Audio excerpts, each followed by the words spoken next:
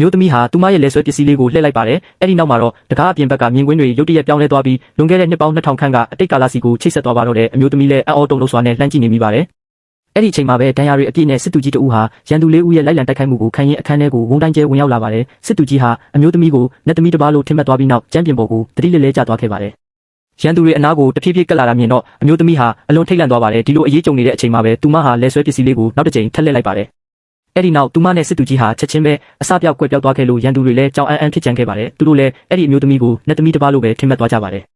တကယ်တော့အမျိုးသမီးဟာစစ်သူကြီးကိုခေါ်ပြီးလက်ရှိပြစ္ဆုတ်ပံကာလစီကိုပြန်ရောက်လာခဲ့တာပါသူမဟာစစ်သူကြီးရဲ့ဒဏ်ရာတွေကိုတေချာဆေးထဲပတ်တီးစီးပေးခဲ့လို့စစ်သူကြီးကလည်းကျေးဇူးတင်စကားဆိုခဲ့ပါတယ်အဲ့ဒီအချိန်မှာပဲအမျိုးသမီးရဲ့အိမ်ကမီးတွေရုတ်တရက်ပြတ်တောက်သွားပါတယ်ဒါကြောင့်သူမဟာမိန်းခလုတ်ရှိရာကိုတွားပြီးခလုတ်ကိုပြန်တင်လိုက်ပါတယ်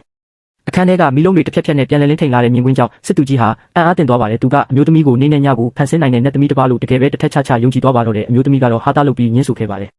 အဲ့ဒီနောက်စစ်သူကြီးကပြန်ဖို့အတွက်တကားဖွင့်ပြီးအပြင်ကိုလှမ်းထွက်လိုက်တဲ့အခါမှာတော့အရက်မြင့်လာတဲ့ခေတ်ပေါ်အဆောက်အုံကြီးတွေကိုနေရာအနှံ့တွေးလိုက်ရလို့မြင့်တက်သွားပါတယ်စစ်သူကြီးကဒါဟာနတ်ဖျားတွေနေထိုင်တဲ့ပုံလို့မှားယွင်းတွေးတောမိသွားပါတယ်အဲ့ဒီအချိန်မှာပဲအမျိုးသမီးကသူ့ကိုအခန်းထဲပြန်ဆွဲခေါ်လိုက်ပြီးလဲဆွဲလေးကိုနောက်တစ်ခါထပ်လှည့်လိုက်ပြန်ပါတယ်သူတို့နှစ်ယောက်ဟာလွန်ခဲ့တဲ့နှစ်ပေါင်း2000ခန့်ကအတိတ်ကာလစီကိုပြန်လည်ရောက်ရှိသွားခဲ့ပါတယ်စစ်သူကြီးကလည်းကျွန်တော်ကိုအိမ်ပြန်ပို့ပေးလို့ကျေးဇူးတင်ပါတယ်နတ်သမီးလို့ရိုးရိုးတေးတေးနဲ့ကျေးဇူးတင်စကားဆိုလိုက်ပါတော့တယ်